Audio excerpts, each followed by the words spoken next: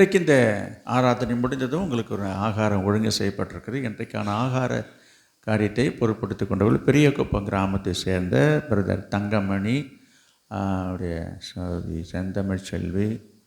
எழிலரசி வரலையா? மக வரலையா? சரி, நாம் இவங்களுக்காக ஒரு ஜெபம் பண்ணுவோம். ஒவ்வொரு வாரமும் இது போல் நம்முடைய சபை விசுவாசிகள் குடும்பமாகவோ அல்லது மற்ற குடும்பத்தாரோடு சேர்ந்து ஒவ்வொரு வாரமும் இந்த ஆகாரத்தை நீங்கள் ஒழுங்கு செய்து வருகிறீர்கள் என்பதை சபையார் அனைவரும் அறிந்த ஒரு காரியம்தான். அதில் ஒரு சிலர் அதற்கான காரியங்களையும் முழு செலவுகளையும் பொருட்படுத்தி செய்கிறார்கள். ஒரு சிலர் என்ன செய்கிறாங்க, செலவு மட்டுமல்ல, அவர்களும் வந்து அதில் கலந்து கொண்டு செய்கிறார்கள். நான் அநேகரை அப்படி நான் பார்க்குறேன். அதன்படி இந்த குடும்பத்தார்களும் இன்றைக்கு எல்லா பொருட்களையும் வாங்கியாந்து கொடுத்து எப்படியாவது அவங்களே பார்த்துக்கிட்டோன்னு நினைக்காம காலையிலே வந்து அந்த பணிகளை செய்ததை நான் கவனித்தேன். இது ஒரு வரவேற்க தகுந்த விஷயம். நான் அதை பாராட்டுகிறேன். ஆண்டவர்களை ஆசீர்வதிப்பாராக. நாம் அவங்களுக்காக ஜெபம் பண்ணுவோம். இந்த நேரத்தில் நான் மற்றவர்களுக்கு சொல்கிறேன், ஐயோ எங்களாலலாம் முடியாதுங்க, நீங்கள் என்னங்க இப்படி சொல்கிறீங்க? முடியாதவர்களை பற்றி நான் சொல்லலை. முடிந்தவர்கள் முடிந்த வரைக்கும் அட்லீஸ்ட் வந்து நீங்கள் வந்து ஒரு என்ன சொல்கிறது, ஒரு ஆளாக வந்து அங்கே நிற்கணும். நீங்கள் எதுவும் முடிஞ்சு சேரலனாலும் பரவாயில்ல. நீங்கள் ஒரு சாப்பாடு போடுறீங்கன்னா சும்மா வந்து நின்னீங்கன்னா செய்கிறவங்களுக்கு ஒரு உற்சாகமாக இருக்கும், சந்தோஷமாக இருக்கும். இன்றைக்கி அவங்களுடைய சாப்பாடு என்று சொல்லி. அதுக்கு தான் நான் சொல்ல வந்தேன். நீங்கள் உங்களால் வேலை செய்கிறீங்களோ முடியலோ அது அப்பாற்பட்ட விஷயம். நாம் அவங்களுக்கு ஜெபம் பண்ணுவோம். அன்பின் பிதாவே, நாங்கள் உம்மை ஸ்தோத்திரிக்கிறோம். இன்றைக்கு உம்முடைய ஆலயத்திலே ஆகாரம் உண்டாயிருக்கும்படி இந்த காணிக்கையில் கொண்டு வந்து இந்த ஆகாரத்தை ஒழுங்கு செய்தவர்களை ஆசீர்வதிக்கணும். அவருடைய குடும்பத்தை ஆசீர்வதிக்கிறோம். கையின் பிரயாசம் அப்பத்தின் தண்ணீரை ஆசீர்வதிப்பீராக. இதன் பிரதிபலனை இவருக்கு திரும்ப பல மடங்கு பெற்றுக்கொள்ளும்படி உதவி செய்யும். இந்த ஆகார விஷயத்தில் சமையலில் ஆண்டவர் உதவி செய்த சகோதரிமார்களையும் சகோதரர்களையும் இதை ஆசீர்வதிப்பீராக. இயேசுவின் நாமத்தில் ஜெபிக்கிறோம் பிதாவே, ஆமென். உட்காருங்க. இன்றைக்கு இந்த நாளிலே இந்த ஆராதனைக்கு யாராவது புதிதாக முதலாக இன்றைக்குத்தான் நான் இந்த இடத்துக்கு வந்திருக்கிறேன் என்று சொல்லக்கூடிய யாராச்சும் உண்டா? இன்றைக்குத்தான் இந்த இடத்துக்கு நான் வந்திருக்கிறேன் கொடுப்பேன்.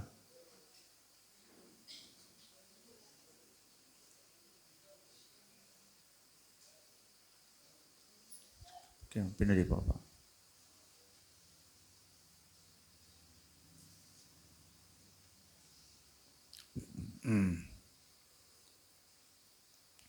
காலையில் 4 பேர் வந்தாங்களே, எங்கே அவங்க? இந்த JKR அப்படின்னு சொல்லி ஒரு 2 பேர் தான் இருக்கீங்க. மீதி 2 பேர் எங்கே? சரி, அவனிங்க இந்த நேரத்தில் நான் புதிதாக வந்தவர்களுக்காக ஒரு ஜெபம் பண்ணுவோம். அதோட சிதம்பரத்தில் JKR டெக்ஸ் என்று சொல்லி ஒரு கடையிலேருந்து அவங்களுடைய சேல்ஸ் ரெப்ரசன்டேட்டிவ் வந்திருக்கிறாங்க. ஒரு ஜெபம் பண்ண சொன்னாங்க அவங்களுடைய பிஸ்னஸுக்காகவும். முடிந்த பிற்பாடு உங்களிடத்தில் பார்த்து அவங்க கேன்வாஸ் பண்ணுவாங்க. அந்த கிறிஸ்மஸுக்காக அவங்க கடையில் வந்து நீங்கள் ட்ரெஸ் எடுக்கணுன்றது அவங்களுடைய விருப்பம். உங்களுக்கு அழைப்பு கொடுக்க, உங்களை அழைக்கிறதற்காக வந்திருக்கிறாங்க. இன்றைக்கு இந்த ஆராதனை இருப்பாங்க. எல்லாவற்றுக்காகவும் நம்ம சேர்ந்து ஒரு ஜெபம் பண்ணுவோம். நல்ல பிதாவே, நாங்கள் உம்மை ஸ்தோத்திரிக்கிறோம். இந்த நாளிலும் புதிதாக நீர் அழைத்து வந்த ஆத்துமாக்களுக்காக நன்றி செலுத்துகிறோம். கர்த்தர் தாமே இவளை ஆசீர்வதிப்பீராக.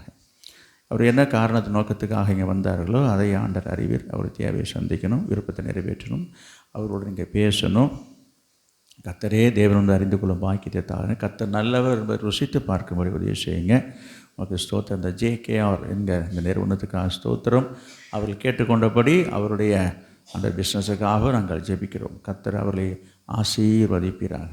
இயேசுவின் நாமத்தில் பிதாவே, ஆமென், ஆமென். உட்காரு.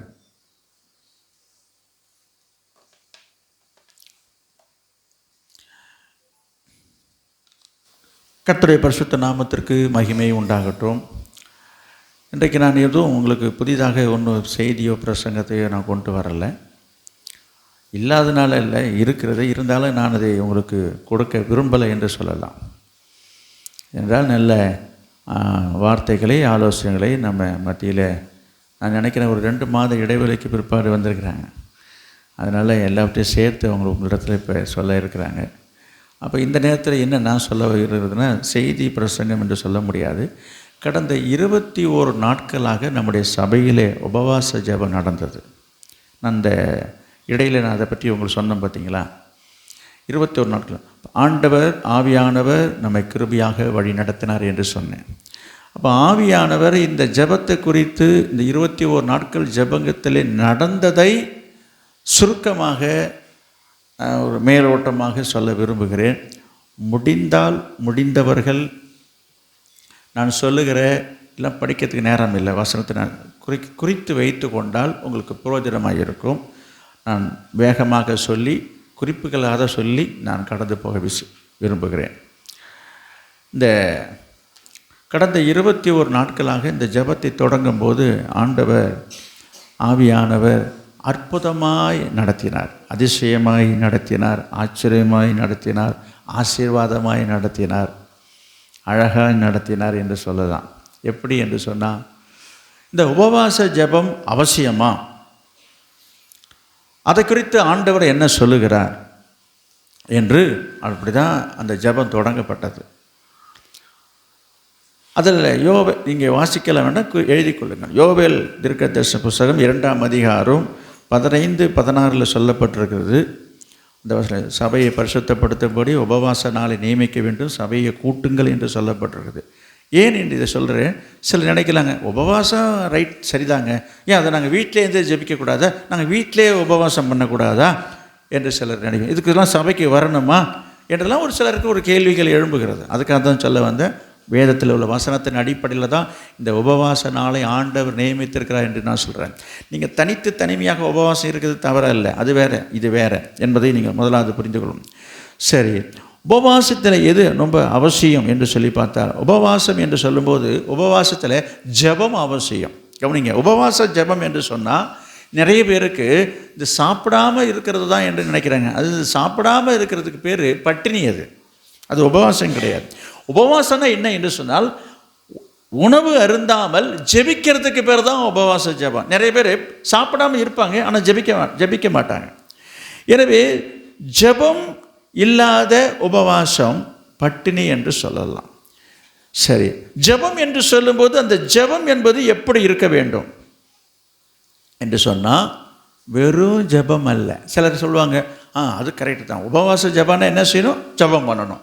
கவனிங்க, இந்த ஜெபம் என்று சொல்லும்போது ஜெபத்தில் என்ன இருக்க வேண்டும் என்று சொல்லும்போது, நீதிமொழிகள் 28ஆம் அதிகாரம் 9வது வசனத்தில் சொல்லப்பட்டிருக்குது, வேதத்தை கேளாதபடி தன் செவியை விலக்கினுடைய ஜெபமும் அருவருப்பானது. அப்போ கர்த்தருடைய வார்த்தையை வாசிக்காம, தியானிக்காம, கேட்காம, அதெல்லாம் இல்லை, வெறும் நம்ம ஜெபம் மட்டும் நான் பண்ணுறேன்னு சொல்லி நம்ம ஜெபம் மட்டும் நீங்கள் பண்ணுறீங்கன்னு சொன்னால் அந்த ஜெபம் அருவருப்பானது என்று எழுதியிருக்கிறது.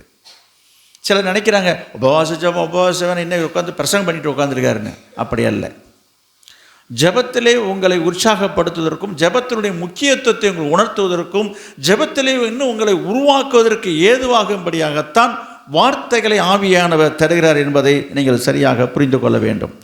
சரி, அப்போ வேதத்தை கேளாதபடி என்று சொல்லி வேதம் என்ன சொல்லுகிறது, இந்த ஜெபத்தை பற்றி, இந்த உபவாச ஜெபத்தை பற்றி வேதம் என்ன சொல்லுகிறது என்று சொல்லி பார்த்தால், 2 நாளாகமும் 7ஆம் அதிகாரம் 14வது வசனத்தில் சொல்லப்பட்டிருக்குது, வேதத்தில் எழுதப்பட்டிருக்குது. 2 நாளாகமும் 7:14 நீங்கள் பார்த்தீங்கன்னு சொன்னால், என் நாமம் தரிக்கப்பட்ட என் ஜனங்கள் தங்களை தாழ்த்தி, பாருங்க. எனவே ஜெபம் நல்லது, உபவாச ஜெபம் நல்லது. அதுக்கு அடுத்தது இது அதை விட நல்லது என்று சொல்லும் பொழுது தாழ்த்தி ஜெபிக்கிற ஜெபம். இது சில பேருக்கு தெரியறது இல்லை, புரிகிறது இல்லை, அந்த மாதிரி எண்ணமும் சிலருக்கு வர்றதே கிடையாது. ஜெபம் பண்ணுகிறார்கள், நிறைய பேர் ஜெபிக்கிறார்கள், ஜெபத்துக்கு பஞ்சமே கிடையாது. ஜெபிக்க நல்ல அழகாக அருமையாக ஜெபிக்கிறவர்களை அநேகரை நான் பார்க்கிறேன். நான் இந்த சபையில் மட்டும் நான் சொல்ல, எல்லா இடங்களிலையும் சொல்கிறேன். எனவே ஜெபிக்கிறவர்களை நான் குறை சொல்லவில்லை. ஜெபிக்கிறது என்றது ஒரு பெரிய பாக்கியம், கிருபை, ஒரு வரம், அது நல்ல விஷயம்தான். ஆனால் அந்த ஜெபத்தில் என்ன இருக்க வேண்டும் என்பதை அநேகர் வசதியாக மறந்துடுறாங்க, அல்லது பிசாசு அவர்களை மறக்க செய்து விடுகிறார் என்று நான் சொல்ல முடியும். ஏனென்றால் இயேசு ஒரு இடத்துல சொல்லுகிறார், நம்ம வாசிக்க வேண்டாம், அவர்கள் தங்கள் ஜெபம் கேட்கப்படும் என்று நினைக்கிறார்கள். அதாவது அதிக வார்த்தை வசனிப்பினாலே தங்கள் ஜெபம் கேட்கப்படும் என்று நினைக்கிறார்கள் என்று. அப்போ ஆண்டவருடைய விருப்பம் என்ன? சும்மா வெறும் வார்த்தைகளை சொல்லி வார்த்தை ஜாலங்களால் ஜெபிக்கிறதுல அவர் பிரியப்படுகிற இல்லை என்பதை அதிலிருந்து நம்ம கண்டுகொள்கிறோம். எனவே நீங்கள் ஜெபிக்கிறது அவசியம், ஜெபம் அவசியம், அதிகமாக ஜெபிக்கிறது நல்லது. அந்த ஜெபத்தில் எது ரொம்ப ரொம்ப ரொம்ப ரொம்ப முக்கியம்? அது ரொம்ப முக்கியம். இதை தான் ஆவியானவர் இந்த உபவாச நாட்களிலே சொல்லி கொடுத்து கொண்டு வந்தார். சரிங்க, இதில் என்னங்க இருக்குது? நாங்கள்லாம் என்ன பெருமையாக நாங்கள் இருக்கிறோம், நாங்கள்லாம் என்ன தாழ்மையாக இல்லையா என்று சிலர் நினைக்கலாம், கேட்கலாம். கவனிங்க. எனவே இது எந்த அளவுக்கு இது முக்கியம் அல்லது முக்கியத்துவம் என்பதை இயேசு சொன்னதை அந்த நாட்களிலே நாங்கள் தியானித்தோம். வேத புத்தகத்தை இருக்கிறத தான் நான் சொல்கிறேன், இயேசு சொன்னது தான் நான் சொல்கிறேன். லூக்கா எழுதின சுவிசேஷம் 18ஆம் அதிகாரம் 10-14 வரையுள்ள வசனங்களை நீங்கள் வாசித்து பாருங்கள், குறித்து வைத்து கொண்டு. அங்கே இயேசு 2 பேர் ஜெபம் பண்ண வருகிற விஷயத்தை பற்றி அங்கே சொல்லுகிறார். ஒருவன் பரிசேயன், ஒருவன் ஆயக்காரன். 2 பேரும் ஆலயத்தில் வந்து அதுக்கு ஜெபிக்கிறான், அழகாக ஜெபிக்கிறான், அருமையாக ஜெபிக்கிறான். எப்படி ஜெபிக்கிறான் அவன் சொல்கிறான். அந்த ஜெபத்தில் பார்த்தீங்கன்னா, வாரத்தில் 2 நாள் நான் உபவாசம் பண்ணுறேன், நான் காணிக்க தசமபாகலாம் கொடுக்குறேன், நான் எந்த கெட்ட பழக்க வழக்கெல்லாம் என்னிடத்துல கிடையாது, அப்படி இப்படி என்று சொல்லி அவன் ஜெபம் பண்ணுறான். இயேசு சொல்கிறாரு அங்கே. அதுக்கப்புறம் இன்னொருத்தன் வரான். இது ஒரு ஆள் ஜெபம். இன்னொருத்தன் வரான். யார்? அவன் தான் ஆயக்காரன். அவன் வந்து ஒரு ஜெபம் பண்ணுறான். அவன் என்ன ஜெபம் பண்ணனா நாங்கள் எழுதியிருக்குது, தன் கண்களை ஏறெடுக்க துணியாமல் மார்பிள் அடித்து கொண்டு, ஆண்டவரே பாவியாய் என்மேல் கிருபியாய் இரு என்று சொல்லி அவன் 2 வார்த்தை தான் சொன்னான். ஏசு அங்கே சொல்கிறாரு, அங்கே எழுதியிருக்கிறது, அவனல்ல இவனே நீதிமானாக்கப்பட்டு வீட்டுக்கு போனான் என்று சொல்லி அதோடு முடிஞ்சிடலை. அதுக்கு கீழே கடைசியாக ஆண்டவர் சொல்கிறாரு, தன்னைத்தானே உயர்த்துகிற எவனும் தாழ்த்தப்படுவான், தன்னைத்தானே தாழ்த்துகிற எவனும் உயர்த்தப்படுவான். ஏன் அதை அங்கே சொல்கிறாரு? அப்போ ஜெபத்தில் எது அவசியம் என்பதை நான் உங்களுக்கு சுட்டி காட்டினேன். ஆவியானவர் அந்த உபவாச நாட்களிலே சொல்லிக் கொடுத்தார். அப்போ ஜெபமும் நல்லது. அந்த ஜெபத்தில் என்ன இருக்க வேண்டும் என்பதை தயவு செய்து புரிந்து கொள்ளுங்கள். அப்போ இயேசு அந்த இடத்துல அதோடு சொல்லி முடிச்சிருந்தா கூட அவர் எதுக்கே சொன்னாருங்க என்று போயிடுவாங்க. அழகாக கீழே சொல்கிறாரு, தாழ்மையை பற்றி சொல்லுகிறாரு, பெருமையை பற்றி சொல்கிறாரு. அப்போ அந்த ஜெபத்தை அவரே டிஃப்ரென்ஷியேட் பண்ணுறாரு, வேறுபடுத்தி காட்டுறாரு. இப்படி ஜெபிக்கக்கூடாது, இப்படி தான் ஜெபிக்க வேண்டும் என்று ஆண்டவர் சொல்கிறார். இப்படிலாம் தெரிந்துக்காமல் புரிஞ்சிக்காமல் சும்மா வார்த்தை ஜாலத்தில் அடித்து விடுற மாதிரி ஜெபம் பண்ணுறதுனால ஒரு பிரயோஜனமே கிடையாது. இதைத்தான் ஆவியானவர் அந்த நாட்களிலே சொல்லி கொடுத்து கொண்டு வந்தார். அப்போ இந்த உபவாச நாட்களிலே நம்ம தெரிந்து கொள்ள வேண்டிய ஒரு காரியங்கள், புரிந்து கொள்ள வேண்டிய காரியங்கள் பார்க்கும்போது, அப்படி தாழ்மையாக ஜெபிக்க வேண்டும் என்று சொன்னார். சரி, தாழ்மை எப்படி வரும்? தாழ்மை என்பது தானாகவே வந்துடாது. தாழ்மை தானாகவே வராது, பெருமை தானாகவே வரும். இன்றைக்கி நிறைய பேருக்கு சின்ன பிள்ளையிலிருந்து வயசாகி உயிர் போகிறவங்க வரைக்கும் கூட நான் சொல்ல முடியும், அநேக இடத்துல பெருமை என்ற குணம் இருக்கிறது, அதே சமயத்தில் தாழ்மையும் இருக்கிறது. நீங்கள் சொல்லலாம், இப்போ அவங்கெல்லாம் தாழ்மையில், நான் சொல்கிறேன் இருக்குங்க. இதில் எது அதிகமாக இருக்குது, எது கை அதிகமாக எந்த காரியங்கள் கை ஓங்கி இருக்குன்னு சொன்னால் பெருமை தான் தலை தூக்கி நிற்கிதுங்க. ரட்சிக்கப்பட்ட விசுவாசிகள் இடத்துலேருந்து எல்லார் இடத்துலையும் சொல்கிறேன். எனவே இந்த தாழ்மை என்பது தானாக வராது, தாழ்மை என்பதை கற்றுக்கொள்ளணும். அதனால தான் இயேசு சொல்கிறாரு மத்தேயு 11:29, நான் சாந்தமும் மனத்தாழ்மையுமாக இருக்கிறேன், என்னிடத்தில் வந்து கற்றுக்கொள்ளுங்கள். அதற்குத்தான் வரங்கன்னு சொல்கிறோம். வரணும், வந்து தேவ சமூகத்தில் உபவாசத்தோடு உட்கார்ந்துருக்கும் போது தான் ஆண்டவர் அதை கற்றுக் கொடுக்கிறார். இதை தான் 21 நாட்களாக ஆண்டவர் இந்த சபைக்கு கற்றுக் கொடுத்தார். கற்றுக்கொண்டவர்கள் பலர், இன்னும் அதை கற்றுக்கொள்ளாதவர் நிறைய பேர் இருக்கீங்க. அதற்காக தான் ஒரு ஹைலைட்ஸ் மாதிரி நான் உங்களுக்கு சின்ன சின்ன பாயிண்ட் உங்களுக்கு ஹிண்ட்ஸ் கொடுத்துட்டு போயிட்டுருக்கிறேன். இதெல்லாம் நீங்கள் விரிவாக பார்க்கணும், தெரியணுன்னாக்கா எல்லாமே யூடியூப்பில் இருக்கிறது. நீங்கள் நேரம் எடுத்து படித்து பார்த்தா அது உங்களுக்கு பிரயோஜனமாக இருக்கும். கர்த்தர் உங்களை ஆசீர்வதிப்பார். எனவே தாழ்மை என்பது தானாக வராது. தாழ்மை என்ன செய்யணும்? கற்றுக்கொள்ளணும். அடுத்ததாக, தாழ்மை ஏன் அவசியம்? அடுத்த ஒரு கேள்வி, இது ரொம்ப அவசியங்களா அப்படின்ற ஒரு கேள்வி சிலருக்கு எழும்பலாம். அவர் கட்டாயமாக தாழ்மை அவசியம்தானா என்று சொன்னால், ஆம், அவசியம். ஏன் அவசியம் என்று சொன்னால், யாக்கோபு 4:6, 1 பேதுரு 5:5, 2 வசனத்திலே நீங்கள் பார்த்தீங்கன்னாக்க, தேவன் பெருமை உள்ளவர்களுக்கு தேவன் எதிர்த்து நிற்கிறார். தாழ்மை உள்ளவர்களுக்கோ கிருபை அளிக்க.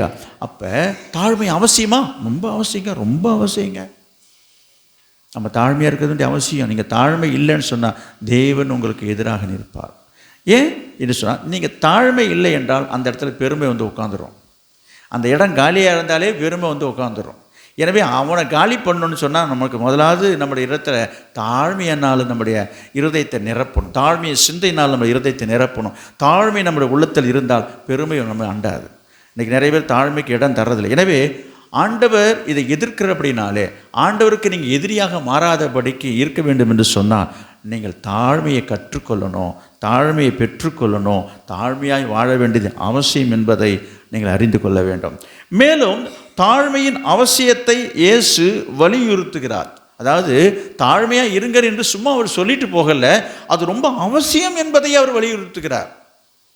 நான் அதை தான் சொல்ல வந்தேன். எப்படி நம்முடைய வாழ்வாதாரத்திற்கு ஒரு சில காரியங்கள் அவசியம். பணம் அவசியம், தண்ணீர் அவசியம், உணவு அவசியம், இல்லையா, இருக்க இடம் அவசியம். இதெல்லாம் என்னது? மஸ்ட். இதெல்லாம் தேவை, தவிர்க்க முடியாத அத்தியாவசிய தேவை என்று சொல்லலாம், அடிப்படை உரிமை என்று கூட சொல்லலாம். அதே போல் ஆவிக்குரிய வாழ்க்கைக்கு ரொம்ப ரொம்ப ரொம்ப ரொம்ப ரொம்ப மஸ்ட் என்று சொல்லலாம், ரொம்ப அவசியமானது, பேசிக் என்று கூட சொல்லலாம். பேஸ்மெண்ட்டு எதுனா தாழ்மை. எனவே அது ரொம்ப அவசியம் என்பதை ஆண்டவர் நமக்கு வலியுறுத்துகிறார். லூக்கா எழுதின சுவிசேஷம் 14ஆம் அதிகாரத்தில் 7-11 வர வசனங்கள் நீங்கள் பார்த்தீங்கன்னா, இயேசு அங்கே ஒரு காரியத்தை சொல்கிறாரு. உங்களை யாராவது ஒரு இடத்துக்கு விருந்துக்கு உங்களை அழைத்திருப்பா என்று சொன்னால் பந்தியில் போய் முன்னால் உட்காராத, 4 வருஷம் தள்ளி பின்னாடி உட்காரு என்று சொல்லி அங்கே ஒரு காரியத்தை அங்கே சொல்கிறார். ஏனெனில் உன்னை விட உயர்ந்தவன் அங்கே வரும்பொழுது இந்த இடத்த விட்டு எழுந்துருன்னு சொன்னால் உனக்கு ரொம்ப கஷ்டமாக இருக்கும். அதனால் நீ பின்னால் உட்காரு. பின்னால் உட்கார்ந்துருக்கும் போது என்ன செய்வார்? எழுந்து உன்னை முன்னால் வா என்று சொல்லும்பொழுது எல்லாருக்கும் முன்பாக உனக்கு ஒரு மதிப்பு மரியாதை இருக்கும். அப்படி சொல்லிட்டு அதோடு நிறுத்திட்டாரா? அதோடு நிறுத்திட்டாரா? சொல்லுங்கள், என்ன இருக்குங்க? தன்னைத்தான்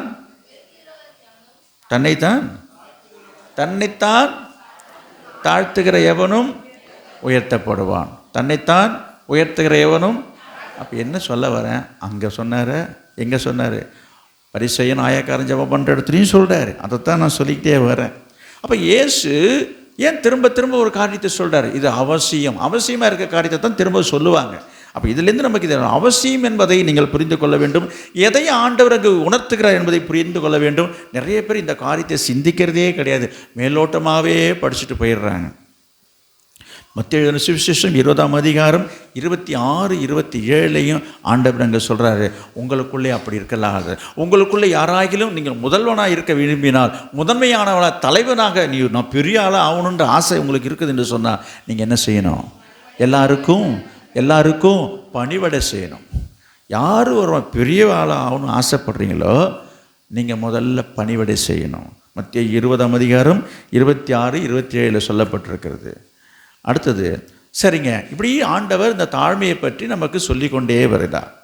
சரி, இப்போ நம்ம இடத்துல தாழ்மை இருக்குதா இல்லையா அப்படி ஒரு செக் பண்ணி பார்க்கலாமா என்று சொல்லி ஒவ்வொரு நாளாகவே ஆண்டவர் என்ன செய்தார்? ஆவியானவர் இங்கேயே நீங்கள் எப்படி உங்களுடைய ஹெல்த் செக்கப்புக்காக போய் நம்ம டெஸ்ட் எடுக்கிறோம், பிளட் டெஸ்ட் எடுக்கிறோம், ஸ்கேன் எடுக்கிறோம், இங்கே எல்லாமே ஃப்ரீயாக தான் எடுத்தோம் நாங்கள். இங்கே உங்களோட ஆத்மாவில் பெருமை இருக்குதா, தாழ்மை இருக்குதா, கோபம் இருக்குதா, பொறாமை இருக்குதா, எரிச்சல் இருக்குதா, எல்லாமே இங்கே டயக்னைஸ் பண்ணி ரிப்போர்ட் 22ஆம் நாளே கொடுத்துட்டாங்க. அன்னன்னைக்கே எடுத்துட்டோம். எல்லாம் ஃப்ரீ. அங்கெல்லாம் போனீங்கன்னாக்க ஒரு டெஸ்ட்டுக்கு 100 ரூபா, 200 ரூபா, 500 ரூபா வரைக்கும் கேட்குறாங்க. இங்கே எடுக்கப்பட்ட ஸ்கேன் டெஸ்ட்டு அத்தனைக்குமே ஃப்ரீயாக எடுக்கப்பட்டது. 21 நாட்கள் உங்களோட ஆத்துமாவில் என்னென்ன காரியங்கள் எல்லாம் மறைஞ்சி கிடக்குது, ஒளிஞ்சி கிடக்குது என்பதை நாங்கள் இங்கே ஸ்கேன் பண்ணார். ஆவியானவர் ஸ்கேன் பண்ணார். வந்து அநேகர் உணர்த்தப்பட்டார்கள், வெளிப்படுத்தப்பட்டார்கள், ஒப்பு கொடுத்து அதற்காக ஜெபித்தார்கள். எனவே இந்த தாழ்மை உள்ளவர்கள் இப்போ உங்கள்கிட்ட இருக்குதா என்று சொல்லி இப்போ போகிற போக்கில் ஒரு டெஸ்ட் பண்ணிட்டு போயிடுவோம். தாழ்மை இருக்குதா இல்லையா? இதை வந்து ஒன் டெஸ்ட்டில் கூட அப்படி சீக்கிரமாக டெஸ்ட் பண்ணுறாங்க பாருங்கள். சுகர்லாம் இப்போ அப்படி லேசாக டெஸ்ட் பண்ணாலே தெரியும் இருக்குதா இல்லையான்னு. அதுபோல் சும்மா நான் அப்படி ஒரு டெஸ்ட் பண்ணிட்டு போயிடுறேன், இப்போ உங்கள்கிட்ட இருக்குதா இல்லையா என்று சொல்லி. தாழ்மை உள்ளவர் என்ன செய்வார்கள் என்று சொன்னால், அந்த சுபாவம் உள்ளவர்கள் அவரிடத்தில் இருக்கிற ஒரு குற்றத்தையோ குறைகளையோ அல்லது தவறையோ சுட்டி காட்டும்போது கோபப்பட மாட்டாங்க. தாழ்மை உள்ளவர்கள் கோபப்பட மாட்டாங்க. நம்ம செய்தது தப்பு, நம்மள்கிட்ட தவறு இருக்குது, அவங்க சொல்கிறது உண்மை என்று அதை அவர்கள் உணர்வர்கள் என்ன செய்வார்கள்? அதை ஒத்துக்கொள்வார்கள். ஒத்துக்கொண்டவர்கள் என்ன செய்வார்கள்? அந்த தவறுக்காக வருந்துவார்கள். வருத்தப்படுறவர்கள் என்ன செய்வார்கள்? அதற்காக ஆண்டவரிடத்தில் மன்னிப்பு கேட்பார்கள். இது அங்கே தாழ்மையின் ஆவி. இன்றைக்கி சில பேருக்கு தவறுகள் எடுத்து சொல்லி காட்ட கோபம் வருது, கோபம் பொத்துக்கிட்டு வருது. நான் எப்படினாலும் இருப்பேன், நான் என்ன வேணாலும் செய்வேன், அதை கேட்க நீ யார், நீ எதுக்கு அதெல்லாம் சொல்கிறேன், என் விஷயத்தை நீ அனாவசியமாக தலையிடாத, இப்படிலாம் சில பேர் பேசுகிறாங்க. நம்ம செய்தது தவறு என்றதை ஒத்துக்கிறதே கிடையாது. இன்றைக்கி நிறைய பேர் தவறுகளை ஒத்துக்கொள்கிறதுக்கு மாறாக என்ன செய்கிறாங்க? அதை நியாயப்படுத்த பார்க்குறாங்க, அதை மூடி மறைக்க பார்க்குறாங்க, அதை மறைச்சி பூசி மழுப்ப தான் பார்க்குறாங்களே தவிர என்ன செய்கிறாங்க? இந்த முழு பூசணிக்காய் சோத்தில் மறைக்கிற ஒரு பழமொழி சொல்கிற கதையாக அதை மறைச்சி தங்களை நியாயப்படுத்த பார்க்குறாங்க. இது பெருமையின் ஆவி. தாழ்மையின் ஆவி உள்ளவர்கள் தவறை உணர்ந்து ஒத்துக்கொண்டு வருந்தி என்ன செய்வார்கள்? மன்னிப்பு கேட்பார்கள். அதற்கு என்னங்க இதெல்லாம் இருக்குது, வேதத்தில் என்னங்க ஆதாரம் இருக்குது? தாவீதினுடைய வாழ்க்கையில் இது இயேசுவை பற்றி சொல்ல போனால் அவர் கடவுள், அவர் தெய்வம், அவரையும் இவரையும் எங்களையும் ஒன்றாக்காதீங்க, நாங்கள்லாம் சாதாரண மனுஷன், என்னந்தாலும் நாங்கள் மனுஷன் தானே என்று சொல்லி இந்த பாட்டை பாடியே இன்றைக்கி பாவத்தில் வாழ்ந்துட்டு இருக்க நிறைய பேர் இருக்கிறாங்க. இயேசு கிறிஸ்துடைய வாழ்க்கையை சொல்லி அவரை பின்பற்றுங்க, அவரை மாதிரியை எடுத்துக்கொள்ளுங்க, அவரை பாருங்க என்று சொன்னால் அவரை போலலாம் மாற முடியாதுங்க, அவரை போலலாம் இருக்க முடியாதுங்க. அவர் தெய்வம், அவர் கடவுளுங்க. ரைட், அது நான் அதை ஏற்றுக்கலை, இருந்தாலும் நான் உங்களுக்காக அதை ஒத்துக்கிறேன். சரிங்க, நீங்கள் சொல்கிற மாதிரியே வச்சுப்போம். அப்போ இவங்களுடைய நினைப்பு இவங்களை என்னவாக இருக்குன்னா, அவர் மாரிலாம் யாருங்க இருப்பா, அவருக்கு மாதிரி யாருங்க வாழ முடியும், அப்படிலாம் யாருங்க வாழ்ந்துருக்கிறார். நான் சொல்கிறேன், இயேசுநாதர் காலத்துக்கு முன்னதாகவே ஒருத்தர் வாழ்ந்தார், தாவீது. அவர் இயேசுவே பார்த்ததில்லை, புரியுதுங்களா? இப்போ அவர் மனுஷனாக தெரியலையே உங்களுக்கு. என்ன சொல்ல வருகிறேன் பாருங்கள், வாசிக்க வேண்டாம். 2 சாமுவேல் 12ஆம் அதிகாரம் 13வது வசனம். தாவீது ஒரு செய்யக்கூடாத ஒரு தவறு செய்துட்டான், ஒரு பாவம் செய்துட்டான். நிறைய பேருக்கு தெரியும் தாவீது என்ன பாவம் செய்தார் என்பது நிறைய பேருக்கு தெரியும். அதை நான் இப்போ விளம்பரப்படுத்த நான் விரும்பலை. இந்த தவறு செய்த அந்த பாவம் செய்த தாவீது இடத்துல ஆண்டவர் தன்னுடைய ஊழியக்காரரை அனுப்பி தீர்க்கதரிசியா நாத்தான் மூலமாக போய் சொல்லும் பொழுது முதல்ல யாரோ நினச்சிட்டு தாட்டு போட்டுன்னு குதிக்கிறான். ஹோ இங்கே இருக்கான், ஊன்றான். யார்? தாவீது. கடைசியாக சுற்றி வளைச்சி நைஸாக அந்த நாத்தனை அழகாக நாசுக்காக சொல்லும்போது டப்புன்னு நீ தான் அந்த மனுஷன் சரலுன்னு சரண்டர் ஆகிட்டான். அவ்வளோ பெரிய ராஜா தன்னுடைய தவறை ஒத்துக்கொண்டான்.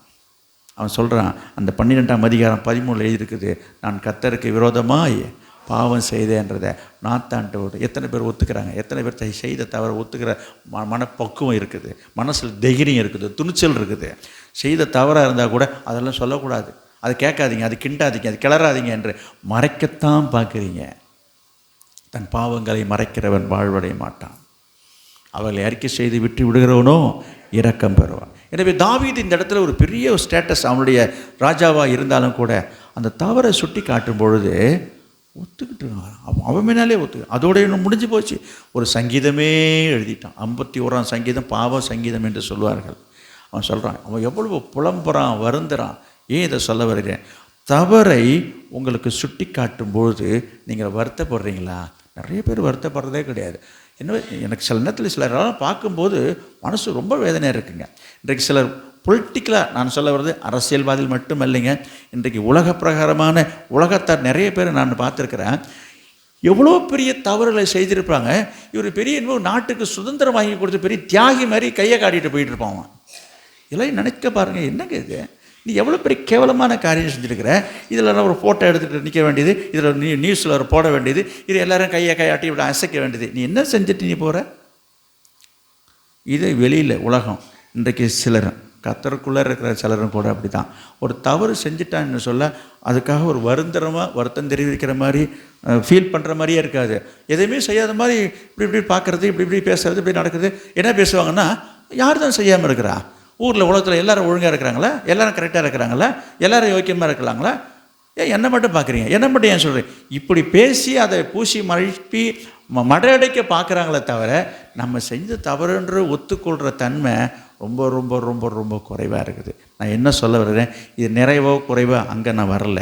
இது உள்ளுக்குள்ளே பெருமையின் ஆவி கிரியை செய்து கொண்டிருக்கிறது என்பதை ஆவியானவர் சுட்டி காட்டுகிறார். எனவே தாழ்மையின் ஆவி உள்ளவர் என்ன செய்வார்கள் என்றால் இந்த மாதிரிலாம் சொல்லவே மாட்டாங்க. தப்புனா தவறு தான், வெட்கப்பட மாட்டாங்க, அதுக்காக வருந்துவார்கள், வருத்தப்படுவார்கள். பிரியமானவர்களே, அடுத்ததாக இந்த தாழ்மையின் ஆவி, இப்படிப்பட்ட தாழ்மையின் ஆவி நமக்குள்ளே இருக்கிறதான்றதை நீங்கள் எல்லோரும் நீங்களே செக் பண்ணிங்க, ரிசல்ட்டை நீங்களே பார்த்துங்க, நீங்களே பார்த்து இது பண்ணிங்க. அடுத்ததாக தாழ்மை என்ன செய்யும் என்று சொன்னால், புகழ்ச்சியை விரும்பாது, பாராட்டை விரும்பாது, பெருமையை விரும்ப மாட்டார்கள். தாழ்மையின் ஆவி உள்ளவர்கள் என்ன செய்வாங்கன்னா, மற்றவர்கள் என்னை புகழணும், மற்றவர்கள் என்னை பாராட்டணும், தன்னை உயர்த்தி பேசணும் என்று எதிர்பார்க்க மாட்டார்கள். தாழ்மை தன்னை பிரபலப்படுத்தி கொள்ளாது, தன்னுடைய காரியத்தை பிரசித்திப்படுத்திக் கொள்ள விரும்பாது. தன்னுடைய அதை சொல்லுவாங்க, தம்பட்டம் அடிச்சுக்கிறதுன்னு சொல்லுவாங்க பாரு. ஏன்னா இவங்களே குறித்து இவங்களே தம்பட்டம் அடிச்சுக்கிறது. இவங்க தான் பெரிய பரிசுத்தவான்ற மாதிரி, இவங்க தான் ரொம்ப நல்லவங்கன்ற மாதிரி, இவங்க தான் பெரிய ஆளுன்ற மாதிரி, இவங்க தான் ரொம்ப அதிகமாக படித்தான்ற மாதிரி, இவங்க தான் எல்லாம் தெரியுன்ற மாதிரி, இந்த மாதிரிலாம் சில பேர் தற்புகழ்ச்சியாக பேசுகிற ஆட்கள் நீங்கள் பார்த்துருப்பீங்க. யோசித்து பாருங்கள். இது பெருமையின் ஆவி. தாழ்மை உள்ளவர்கள் அப்படி பேச மாட்டார்கள். சிலர் கேட்பாங்க, ஏங்க அப்போ எங்கள்கிட்ட உள்ளதை நாம் சொல்லலைனாக்கா அப்போ அவங்களுக்கு எப்படிங்க தெரியும்? சொன்னால் தானே என்னை பற்றி அவங்களுக்கு தெரியும், என்னை பற்றி சொன்னால் அது பெருமை நீங்கள் எப்படிங்க சொல்லலாம்? கவனிங்க, இப்படி சில பேர் நினைக்கிறாங்க. ஏங்க என்னை பற்றி அவங்களுக்கு தெரியல, என்னால் நான் என்னை மட்டமாக நினைக்கிறாங்க, கேவலமாக நினைக்கிறாங்க, என்னை மதிக்க மாட்டாங்களே, அப்போ நான் என்ன படிச்சிருக்கேன்றது அவங்க சொல்கிறது கூட அது பாவம். கவனிங்க, நான் இவ்வளோ படிச்சிருக்கிறேன், நான் இவ்வளோ பெரிய உத்தியோகத்தில் இருக்கிறேன், நான் இவ்வளோ பெரிய அந்தஸ்தில் இருக்கிறேன், நான் இவ்வளோ பெரிய அதிகாரியாக இருக்கிறேன், நான் இவ்வளோ சம்பளம் வாங்கியிருக்கிறேன், நான் அதை பண்ணியிருக்கேன், இதை பண்ணிருக்கேன். கரெக்ட், உன்ட்டு இருக்கிறதெல்லாம் உண்மை தான். அப்போ எனக்கு அதுக்குள்ளே மதிப்பு மரியாதை எனக்கு எப்படிங்க கிடைக்கும்? என்ன யாருன்றது தெரியாது, அவங்களுக்கு சொன்னதுன்னு தெரியும். கரெக்ட், நீங்கள் சொல்கிறதெல்லாம் கரெக்ட். அப்புறம் என்ன அவங்க சொல்கிறதெல்லாம் தப்புன்றீங்க? அதுக்கு வசனத்தை நான் சொல்கிறேன். ஆதியாகமம் 41:16, தானியேல் 2ஆம் அதிகாரம் 30ஆவது வருஷத்தில் பார்த்தீங்கன்னா, யோசேப்புக்கு யாருக்கும் கிடைக்காத ஒரு பெரிய ஒரு கிஃப்ட்டு என்ன என்று சொன்னால், ஒரு சொப்பனத்தை கேட்டால் அவரோட கரெக்டாக அப்படி சொல்லி வச்ச மாதிரி, நெத்தில் அடித்த மாதிரி என்ன செய்வான், அர்த்தத்தை சொல்லக்கூடிய ஒரு யோசேப்பு. அந்த நாட்களிலே பார்வோன் ராஜாவுக்கு ஒரு சொப்பனம் வந்து கவலைப்பட்டு கலங்கிட்டு உட்காந்துக்கிறான். இது யாரா எனக்கு இது சொல்லுவாங்க. நீங்கள் கூட உங்களுக்கு கூட அந்த மாதிரி உண்டு. ராத்திரியில் எதையாவது ஏதாவது ஒரு கெட்ட கனவு நீ கண்டுட்டிங்கன்னா உங்கள் மனசு எவ்வளோ வேதனைப்படுது. ஐயோ இது என்னன்னு தெரியலையே, இந்த மாதிரி ஒரு கனவு கண்டனே, நான் இப்படி பார்த்துட்டேனே, இது என்ன நடக்கும்னு தெரியலையே, என்ன நடக்க போகுதுன்னு தெரியலையே, இதுக்காக இந்த கனவு வந்து தெரியலையே, இந்த மாதிரி ஏதாவது நடந்துருமோ, இது என்ன அர்த்தம் என்று சொல்லி எத்தனை பேர் மனசுக்குள்ளே போட்டு குழப்பி கொண்டிருக்கீங்க. அதே போல் பார்வோனுக்கு ஒரு கனவு வந்தது, யாராலையும் சொல்ல முடியல. யோசேப்புக்கு சொல்ல தெரியும் என்று சொல்லி கேள்விப்பட்டு சிறைச்சாலையில் இருந்து அவனை வரவழைத்து, இதெல்லாம் பைபிளில் இருக்குது, நீங்கள் படித்து பாருங்கள். இருக்கும் பொழுது அப்போ பார்வோன்னு சொல்கிறான், என்னப்பா ஒரு சொப்பனத்தை கேட்டால் அதுக்கு அர்த்தம் சொல்லியாமில்ல அப்படின்னு. அதுக்கு யோசேப்பு சொன்ன பதில் எவ்வளோ அழகாக இருக்குது தெரியுமா? யாராவது படிக்க முடியுமா? ஆதியாகமம் 41:16 அந்த வார்த்தை எனக்கு ரொம்ப பிடிக்குதுங்க. அது சொல்கிற விதம், சொல்கிற அழகு. பார்வோனுக்கு பிரதியுத்தரமாக, நான் அல்ல தேவனே பார்வோனுக்கு மங்களமான உத்தரவு. இந்த வார்த்தை எப்படி இருக்கு பாருங்க. சொல்கிறேன், ஐயா சாமி இங்கே பாருங்க, நான் வேறு மாதிரி உங்களுக்கு சொல்கிறேன். ஐயோ அப்படிலாம் நான் ஒன்றும் பெரிய ஆள் இல்லைங்க, ஐயோ எனக்கு அதெல்லாம் ஒன்றுமே தெரியாதுங்க. என்னப்பா நீ தான் சொல்லுவன்ற. ஐயோ யார் சொல்லுவா? நான் அல்ல, தேவனே பார்வோனுக்கு மங்களகரமான. ஐயா அவர் தாங்க உங்களுக்கு பதில் சொல்லுவாருங்க. எனக்கு ஒன்றும் தெரியாதுங்க, நான் சும்மா சாதாரண ஆளுங்க. என்ன அடக்கம், என்ன தாழ்மை, என்னென்ன சொல்ல வருகிறேன். இன்னொரு சம்பவத்தை நான் சொல்லிட்டு நான் சொல்கிறேன். தானியேல் 2ஆம் அதிகாரம் 30ஆவது வசனம். அங்கே ஒரு சம்பவம் நடக்குது. அங்கே ஒரு ராஜாவுக்கு ஒரு சொப்பனம் வருது. அதை யாராலும் சொல்ல முடியல. அவன் போட்டான் பாருங்கள், இவனாவது பரவாயில்ல பார்வோன்னு. அவன் சொல்கிறான், இதை சொல்லலைனாக்கா இங்கே இருக்கிற அத்தனை ஜோசியக்காரன் அத்தனை பேர் வெட்டி கொள்றான் உத்தரவு போட்டான். இது அதை விட ரொம்ப கொடுமையாக இருக்குது.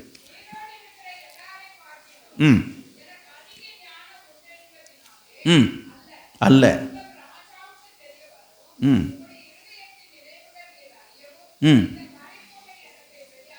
பார்த்தீங்களா என்ன அடக்கம். அவர் சொல்கிறார், நீ எல்லாமே உனக்கு தெரியுமாம்ல அப்படின்னு சொல்லிட்டு இவர் போய் என்ன பண்ண முடியாது. எனக்கு காலர் இல்லை நான் தூக்கி காட்டிட்டுவேன். அப்படி ஒரு காலரை தூக்கி வச்சுட்டு, பார்த்தீங்களா இந்த நாட்டில் இந்த ஊரில் எவ்வளோ பேர் இருக்கிறாங்க, என்னங்க ஒருத்தருக்கும் தெரியாதுங்க, என்னங்க சும்மா நீங்கள் சொல்லுங்கள், இப்போ நான் சொல்லிடுறேன் பாருங்கள், அப்படிலாம் பெருமை அடிச்சுக்கல. அவன் என்ன சொல்கிறான், எப்படி சொல்கிறான் பாருங்கள். இங்கே உலகத்தில் இந்த ஊரில் என்ன உயிரோடு இருக்கிற எல்லாரையும் விட அப்படிலாம் நான் ஒன்றும் பெரிய ஆள் இல்லைங்க, விசேஷத்தை ஆளு கிடையாதுங்க, அவ்வளவு பிரமாதமாலாம் நான் ஒரு பெரிய அறிவாளி கிடையாதுங்க என்பதனால அல்ல, உங்களுக்கு இந்த காரியத்தை சொல்லணும் தெரியணும்னு ஆண்டவர் நினைக்கிறார். அதனால் அடியேன் மூலமாக, என் அடிமையின் மூலமாக இதை உங்களுக்கு தெரியப்படுத்துகிறார் என்று எவ்வளவு அழகாக, அடக்கமாக, நேர்த்தியாக சொல்கிறார். நம்ம என்ன பண்ணுவோம் யோசித்து பாருங்கள். இப்போ இப்படிப்பட்ட தாழ்மை சுபாவம் இருக்கிறதா? இந்த தாழ்மையின் ஆவி நமக்குள்ளே இருக்கிறதா? யோசித்து பாருங்கள். பொதுவாக எந்த ஒரு விஷயமா இருக்கட்டுங்க, எல்லாம் நான் தனக்குத்தான் தெரியும் என்று சொல்லி இன்றைக்கி தம்பட்டை அடிச்சுக்கிட்டு தன்னை பிரபலப்படுத்துகிற, பிரசித்திப்படுத்துகிற, பேசுகிற காரியங்களை பார்க்குறோம். நான் உங்களுக்கு சொல்கிறேன், விசுவாசிகள் நீங்கள் உடனே ஐயோ எங்களுக்கு சொப்பனமும் தெரியாது, சொப்பனத்துக்கு அர்த்தமும் தெரியாது, நீங்கள் ஏங்க யோசிப்பேன் தானியலை கொண்டாந்து எங்கள்கிட்ட கொண்டாந்து காட்டுறீங்க அப்படின்னு நீங்கள் சொல்லலாம். நான் வேறு காரியத்தை வரேன். நீங்கள் ஆவிக்குரியவர்கள், விசுவாசிகள், ரட்சிக்கப்பட்டவர்கள், நீங்கள் போய் ஒரு ஜெபம் பண்ணுறீங்க. என்னது? ஒரு ஜெபம் பண்ணுறீங்க, பேய் ஓடுது. ஜெபம் பண்ணுறீங்க, வயிற்று வலி சுகமாகுது. ஜெபம் பண்ணுறீங்க, விஷக்கடி சுகமாகுது. நீங்கள் ஜெபம் பண்ணுறீங்க, ஒரு அற்புதம் நடக்குது, ஒரு குழந்தை பாக்கியம் இல்லாத குழந்தை கிடைக்குது. இந்த மாதிரி ஏதோ உங்கள் ஜெபத்தினால் காரியங்கள் நடக்குதுங்க, விடுதலை கிடைக்குதுங்க. நல்லது. என்ன செய்யணும்? என்ன செய்யணும் சொல்லுங்கள். லூக்கா 10:20, லூக்கா 10:20 சொல்லப்பட்டிருக்குது. இயேசு கிறிஸ்து சீஷர்களை கூப்பிட்டு அவங்களுக்கு ஒரு அதிகாரத்தை கொடுக்குறார். நீங்கள் எல்லாரும் போய் என்ன செய்யுங்க, போய் கர்த்தருடைய ராஜ்யத்தை பற்றி பிரசங்கம் பண்ணுங்க, போய் வியாதியை சுகமாக்குங்க, பேய் பிசாசெல்லாம் துரத்துங்க அப்படின்னு அவங்களுக்கு ஒரு கட்டளையை கொடுத்து, அவங்களுக்கு உத்தரவு கொடுத்து, அதிகாரத்தை கொடுத்து அனுப்பிட்டார். எல்லாம் போகிறாங்க. போனால் அங்கங்கே பேய் ஓடுது, பிசாசு ஓடுது. ஓடுறதோடு இல்லைங்க, ஓட்டினதுக்கப்புறமா இந்த சீஷருக்கு ஒரே குஷிங்க. என்ன குஷின்னா, என்னடா நம்மளை கண்டு பேய் பிசாசெல்லாம் ஓடுதுன்னுட்டு இவன் ஓடி இயேசுநாதர்கிட்ட வந்து அங்கே சொல்கிறாங்க பாருங்கள், ஆண்டவரே உம்முடைய நாமத்தினாலே. என்னது 20 வசனமா? ஆவிகள் உங்களுக்கு கீழ்ப்படுகிறதற்காக நீங்கள் சந்தோஷப்படாமல். அடையாப்ப இங்கே பாருங்க, அடையாப்ப இந்த பேய் பிசாசு ஓடுறதுக்குலாம் ரொம்ப பெருசாக நினச்சிட்டு இருக்கேன். அடை விட்டு தள்ளப்பா அதெல்லாம். அந்த வார்த்தையை நான் கொஞ்சம் உங்கள் மாற்றி நான் உங்களுக்கு சொல்கிறேன். ஆவிகள் உங்களுக்கு கீழ்ப்படிவதற்காக சந்தோஷப்படாமல் உங்கள் நாமங்கள் பரலோகத்தில் எழுதியிருக்கிறதற்காக சந்தோஷப்படுங்கள். அதுக்கு சந்தோஷப்படியானா இன்னமும் பேய் ஓடுது, பிசாசு ஓடுது, அது ஓடுதுன்ட்டு அடை விடுப்பா, இதெல்லாம் ஓடதாப்பா செய்யும். அவர் சொல்கிற விஷயம் என்ன தெரியுங்களா? நமக்கு அது பெருசாக தெரியுதுங்க. இன்றைக்கி ஒரு பேயை விரட்டிட்டுனாக்கா நமக்கு பெருசாக பேசிட்டு உட்காந்துருக்குறோம். அதெல்லாம் ஆண்டோடைய பார்வையில் சர்வசாதாரணம். பேய்னா ஓட தான் செய்யும். ஏன்? கர்த்தர் பெரியவர். கர்த்தருக்கு முன்பாக எந்த பேய் பிசாசை நிற்கவே முடியாது. அதுதான் உண்மை, சத்தியம். அதனால் அது ஓட தான் செய்யும். ஆனால் நமக்கு அது பெருசாக தெரியுதுங்க. உங்களுக்கும் நமக்கு என்னது, ஒரு பேய் ஓடுது அப்படின்னாலே ஜெபம் பண்ண, அதுக்கு ஆண்டவர் ஒரு தலையில் தட்டுற மாதிரி, இந்தப்பா இதெல்லாம் நினச்சிட்டு ரொம்ப பெருமையாக நீ ஒன்றும் பெருமை பிடிச்சி நிற்காத, இதெல்லாம் சாதாரண விஷயம், அதை விடுப்பா, உன் பேர் பரலோகத்தில் இருக்கான்னு பாரு, எண்ணத்தை சொல்லி என்ன அங்கே நடக்கிறாரு, இதனால் உனக்கு பெருமை வந்துடக்கூடாது. இன்றைக்கி நிறைய பேருக்கு அது பெருமையாக நினைக்கிறாங்க, பெருமையாக பேசுகிறாங்க, பெருமையாக நடந்துக்கிறாங்க. ஓடுதோ அதை ஓடுது, இன்னும் பேசினார் வேறு சொன்னால் ஓடதான் செய்யும். இதில் என்னங்க இருக்கு? இதெல்லாம் நம்ம பெருசுப்படுத்திக்கூடாது. ஏசுங்க சொல்கிறது தான் நான் உங்களுக்கு சொல்லிட்டு வரேன். நான் சொல்லினா தான் இவருக்கு இதெல்லாம் பிடிக்கல போட்டிருக்கு, நம்ம பொறாமையில் பேசுகிறாரு. ஐயோ அப்படிலாம் கிடையாதுங்க. கவனிங்க. அப்போ ஆண்டவர் நம்ம எதுக்காக இதை சொல்கிறாருன்னா, இதெல்லாம் நினச்சி நீ பெருமைப்பட்டு நீ பெருமைக்கு இடம் கொடுத்தீங்கன்னா பிசாசு ஒன்றை துரத்தும். எல்லாம் புரிஞ்சுங்க. கவனிங்க. நீங்கள் பெருமைக்கு இடம் கொடுத்துட்டீங்கன்னு சொன்னால் புரியுதா, நீ பிசாசை விரட்ட முடியாது, பிசாசு ஒன்றை விரட்டும் நிச்சயமாக. ஏனென்றால் பெருமை உள்ளவருக்கு தேவன் எதிர்த்து நிற்கிறார். ஏன் எதிர்த்து நிற்கிறார் தெரியுமா உங்களுக்கு? பெருமை என்பது யாருடைய சுபாவம்? அது பிசாசுடைய குணம். அவன் பெருமையாக இருந்ததுனால தான் என்ன செய்தாம கீழே தள்ளப்பட்டான் என்று நம்ம வாசிக்கிறோம். எதனால் அவன் தள்ளப்பட்டான்? அவனுக்குள்ள பெருமை வந்ததுனால. அப்போ அந்த பெருமை என்கிற உனக்குள்ளே வந்ததுனாக்கா உனக்குள்ளே யார் இருக்கிறா? பிசாசு இருக்கிறான்றது. அப்போ தேவன் உங்களை எதிர்த்து நிற்கிறாருன்னும் போது நீ எப்படி பிசாசு விரட்ட முடியும்? இப்போ யோசித்து பாருங்க. அப்போ பிசாசு நீ துரத்துவியா? பிசாசு ஒன்றை தான் துரத்தும். அதனால தான் ஆண்டவர் சொல்கிறாரு, இந்தப்பா அடக்கமாக இருப்பா, வேணாப்பா, அது ஓடுறபடி ஓடட்டும், இதற்காக பாரு. புரியுதுங்களா? இன்னும் சில வசனங்களை நான் சொல்ல முடியும். மத்திய எழுதின சுவிசேஷம் 7ஆம் அதிகாரம் 21 23 வரைக்கும், பிதாவின் சித்தத்தின்படி செய்கிறவனை அல்லாமல் என்னை நோக்கி கர்த்தாவே கர்த்தாவே என்று சொல்லுகிறவன் பரலோக ராஜ்யத்தில் பிரவேசிக்க முடியாது என்று சொல்கிறார். அந்த நாளில் அநேகர் வந்து கர்த்தாவே உம்முடைய நாமத்தினாலே பிசாசுகளை துரத்தினோமே, என்னது தீர்க்க தரிசனம் உரைத்தோமே, அநேக அற்புதங்களை செய்தோமே என்று சொல்லுவான். ஏசு சொல்கிறாருங்க, அட யாருன்னு தெரியலை போப்பா அப்படின்றார். நான் உங்களை அறியேன், நீ யாருன்னு தெரியாது, பிதாவின் சித்தம். அப்போ என்னங்க அர்த்தம்? அப்போ பிதாவின் சித்தம் இது இல்லையா அப்படின்ற மாதிரி தான் தெரியுது. அப்போ பிதாவின் சித்தம் என்பது பேய் ஓட்டுறது, பிசாசு ஓட்டுறது, புரியுதுங்களா, அற்புதங்களை செய்கிறது இல்லை. இதெல்லாம் நமக்கு ஒரு சப்ளிமெண்ட்ரி, இதெல்லாம் ஒரு அடிஷ்னலாக. ஒரு உதாரணம் சொல்லணுன்னாக்கா, ஒரு இட்லிக்கு சட்னி, தோசை, இது சட்னியும் சாம்பாரும் எப்படி அவசியமோ அதுபோல் நம்முடைய கர்த்தருடைய கிரியைகள் வெளிப்படுவதற்கு இந்த அடையாளங்கள் அவசியமே தவிர, புரியுதா, அது ரொம்ப முக்கியமல்ல. இன்றைக்கு அதை தான் முக்கியப்படுத்துகிறாங்க. எதை முக்கியம்? இட்லியே வெறுமையாக சாப்பிட முடியாதுங்க. ஏதோ ஒரு சட்னியோ இல்லை பொடியோ இல்லை ஏதாவது ஒன்று இருந்தால் தானே சாப்பிட முடியும். இதானே யதார்த்தமான உண்மை. அப்போ எது முக்கியம் என்பது தான் முக்கியம். நான் சொல்ல வரேன், எத்தனையோ பேர் குழந்தைங்களுக்கு இட்லி ஊட்டுறாங்க, எதுவுமே இல்லாமல் வெறும் இட்லியை ஊட்டுறாங்க, சாப்பிட்லையா? நான் என்ன சொல்ல வரேன்னா, இந்த சட்னி சாம்பார் முக்கியம் இல்லைங்க, அது இல்லாமல் கூட இட்லியை சாப்பிட்டுடலாம். ஆனால் சட்னி சாம்பார் தான் முக்கியம் நினைக்காதீங்க. நான் சொல்ல வந்த விஷயம் என்னென்னா, பரலோக ராஜ்யம் தான் ரொம்ப முக்கியமே தவிர இந்த அற்புத அடையாளங்கள் அல்ல. இந்த அற்புத அடையாளங்கள்லாம் நமக்கு ஒரு சப்போர்ட், அங்கே போவதற்கு, மற்றவர்களை வழி நடத்துவதற்கு, மற்ற ரட்சிப்பு நடத்துவதற்கு, அவருடைய விசுவாசத்தில் கொண்டு வருவதற்காக, ஆண்டவருடைய அன்பை வெளிப்படுத்துவதற்காக கர்த்தரே இந்த காரியங்களை நமக்கு தந்து மரங்களை கொடுத்து பயன்படுத்துகிறார். அதை தூக்கி தலையில் வைக்காதீங்கன்னு தான் கர்த்தர் சொல்லுகிறார். நல்லா கவனிச்சிங்க. இன்றைக்கி அதைத்தான் பெருசாக நினைக்கிறாங்க. இது என்ன ஆகுதுன்னா, உனக்கு தலகணம் பிடிச்சி போகுது, இது உனக்கு ஆபத்தாயிடும். ஆவிக்குரிய வாழ்க்கையில் ஒரு பெரிய வீழ்ச்சியை காண்பதற்கு இது ஒரு காரணமாக இருக்குது. இதே இந்த ஆண்டவர் இதை கண்டிக்கிறார், இதை நமக்கு உணர்த்துகிறார். எனவே என்னது, பிலிப்பியருக்கு எழுதின நிருபத்தில் கூட நாம் பார்க்குறோம், வாசிக்க வேண்டாம், 2ஆம் அதிகாரம் 8 பார்க்குறோம். இயேசு மரண பரியந்தம், சிலுவையின் மரண பரியந்தமும் தன்னை தாழ்த்தினதாக நான் பார்க்குறோம். எனவே தாழ்மை ரொம்ப முக்கியம் என்பதை இயேசு வலியுறுத்துகிறதை பார்க்கிறோம். அடுத்ததாக தாழ்மை நம்மள்கிட்ட இருக்கிறதா என்று சொல்லி பார்த்தால், அந்த குணம் இருக்குது என்று சொன்னால், தாழ்மை குணம் உள்ளவர்கள், தாழ்மை சுபாவம் உள்ளவர்கள் என்ன செய்வார் என்று சொன்னால், யார் உங்களை குறித்து இழிவாக பேசினாலும், அற்பமாக பேசினாலும், மட்டமாக பேசினாலும், உங்களை அவமதித்தாலும், புரியுதுங்களா, அதை அவர்கள் பொறுத்து கொள்வார்கள், சகித்து கொள்வார்கள். இப்படிப்பட்ட ஒரு குணமும் சுவாபமும் சிந்தை யாரிடத்தில் இருக்கிறதோ அவர்கள் தான் தாழ்மை உள்ளவர்கள். தாழ்மை உள்ளவர்களாக மட்டும்தான் பொறுத்து போக முடியும், சகிக்கு போக முடியும். இன்றைக்கி சில பேர் சொல்கிறாங்க, என்னாலெல்லாம் பொறுக்க முடியாது, என்னாலெல்லாம் சகிக்க முடியாது. அப்போ உள்ளுக்குள்ளே பெருமை ஆவி கிரியை செய்து உன்னை தூண்டி கொண்டே இருப்பதனால தான் அந்த காரியத்தை உன்னால் கடந்து போக முடியவில்லை. எனவே கர்த்தர்கிட்ட நம்ம பெற்றுக்கொள்ளணும், கற்றுக்கொள்ளணும் அந்த சுவாபத்தை. அப்படியானாலும் இதை நம்ம மேற்கொள்ள முடியும். இதற்கு நான் உதாரணத்தை நான் சொல்ல வந்த வசனம் மத்தேயு சுவிசேஷம் 27ஆம் அதிகாரம் 29-30 பார்த்தீங்கன்னா, இயேசு கிறிஸ்து எந்த அளவுக்கு வேதனைப்படுத்தினார்கள், அவமானப்படுத்தினார், அவமதித்தார் என்று சொல்லி நான் பார்க்குறோம். தலையில் குட்டுறாங்க, முகத்தில் காரி உமிழ்கிறாங்க இல்லைங்களா, கன்னத்தில் அரைகிறாங்க, எச்சி துப்ப, என்னென்ன அசிங்கமான வார்த்தைகளை திட்டி பேசுகிறாங்க, அவளை பரியாசம் பண்ணுறாங்க. இயேசு என்ன செய்தார் என்று போட்டிருக்கு? எதுவுமே செய்யலை. நான் சொல்ல வருகிறது அந்த அவமானம். நீங்கள் யோசிப்பீங்க உடனே, எதுக்கு எடுத்தாலும் நீங்கள் இந்த இயேசுநாதர் தான், அப்புறம் அவரை தானே இழுக்க முடியும்.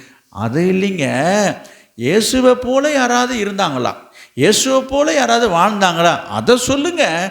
அவரே எல்லாத்துக்கும் கொண்டாந்து விடுறீங்க அப்படின்னு சில பேர் சொல்லுவாங்க. அதற்கும் நான் ஒருத்தர் காமிச்சிடுறேன். 2 சாமுவேல் 16ஆம் அதிகாரத்தில், இதோடு நான் 1000 தடவை சொல்லியிருப்பேன். 2 சாமுவேல் 16ஆம் அதிகாரத்துலேருந்து 6, 7, 10, 11, 12 பார்த்தீங்கன்னா, தாவீது என்கிற ஒரு ராஜா, அவன் சாதாரண ஒரு ஆர்டினரி பர்சன் கிடையாது, அவன் சாதாரண மனுஷன் கிடையாது. அந்த ராஜாவாக இருக்கிற அந்த தாவீதை சீமேயி என்கிறவன் தூஷிக்கிறான் என்று சொன்னான். கெட்ட வார்த்தை சொல்லி அவமதித்து கேவலமாக பேசுகிறான். பேசுறதோடு நிற்கலைங்க, கல்லை விட்டு எறிகிறான், மண்ணை வாரி விடுறான். இதெல்லாம் எழுதியிருக்குது. இதை எத்தனையோ முறை நான் உங்களுக்கு சொல்லிட்டேன். தாவீது என்ன செய்தான், அதை பற்றி கொஞ்சம் கூட அவன் மைண்ட் பண்ணவே இல்லை. அதை குறித்து அவன் என்ன செய்யலை, அதை ஒரு மைண்ட் பண்ணல. அவன் என்ன சொல்கிறான், எல்லோரும் பக்கத்தில் இருக்கிறவங்க சொல்லும்போது கூட தாவீது சொன்ன வார்த்தை என்ன, அவன் சொன்னால் சொல்லிட்டு போகிறான்றான். யாராலுங்க சொல்ல முடியும்? அப்படிப்பட்ட மனசு யாருக்கு வருங்க? எப்படிங்க தாவீதுக்கு வந்தது?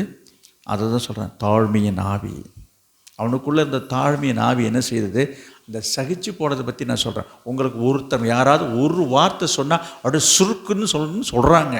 சுருக்குன்றதோட இல்லைங்க, இவங்க நம்மளை சுருக்குன்னு வேற குத்திடுறாங்க திருப்பி. ஒரு சொன்னால் அதை தாங்கி போகிற மனசு எத்தனை பேருக்கு இருக்குது? அதை சகித்து சொன்னால் போகிறாங்க, பரவாயில்ல என்று சொல்லி சகித்து போகிற, பொறுத்து போகிற மனசு எத்தனை பேருக்கு இருக்குது?